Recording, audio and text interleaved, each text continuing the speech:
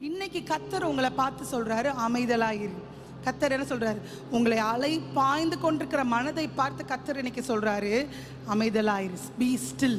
நான் உன் சார்பில் உனக்கு ஜெயத்தை தேடி கொடுப்பேன். எப்பேற்பட்ட சவாலை நீங்க கடந்து போயிட்டு தெரியாது. சவாலான சமயத்துல நம்ம பண்ற பெரிய தப்பு என்ன தெரியுமா? மனித சிந்தனையில உன் வாழ்க்கையும் உன் சொந்த பலத்தில் உன் வாழ்க்கையை நகர்த்தணும்னு முடிவு பண்ணிட்டீங்கன்னா தோல்விகள் லைனா காத்திருக்கும். ஏதோ ஒரு தோல்வியோட கர்த்தர் உனக்கு ஜெயத்தை கொடுக்கணும்னு முடிவு பண்ணியிருப்பார். ஒரு லெசனோட அங்கே ஸ்டாப் பண்ணணும்னு நினச்சிருப்பாரு. ஆனால் நீங்கள் என்ன பண்ணுறீங்க தெரியுமா? என்னுடைய பலத்தில் என்னோட சிந்தனையில் என் லைஃப்பை நான் நகர்த்தணும்னு முடிவு பண்ணிட்டீங்கன்னா அடுக்கடுக்காக படிக்கட்டுகள் அடிக்கிட்டே போவீங்க, தோல்வி அடிக்கிட்டே போவீங்க. தோல்வி வரும்போது என்ன ஆட்டோமேட்டிக்காக வரும் தெரியுமா? உன்னுடைய மைண்ட்லேயும் சோர்ந்து போயிடுவீங்க, உன் சரீரத்துலேயும் சோர்ந்து போயிடுவீங்க. ஆனால் என்ன நினச்சி உனக்கு, ஆனால் உங்களுக்கு பிரச்சனை ஆக்சுவலாக எங்கே இருக்குது தெரியுமா? நீங்கள் தான் உங்களுக்கு பிரச்சனையாகவே இருக்கிறீங்க.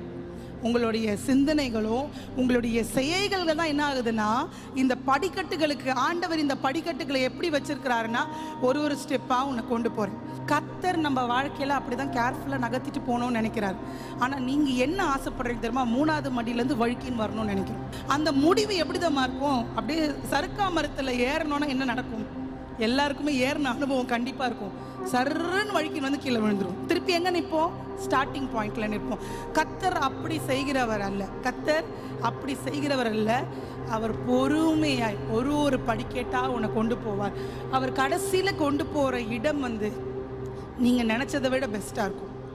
நீங்கள் நினச்சதை விட பெஸ்ட்டாக இருக்குங்க.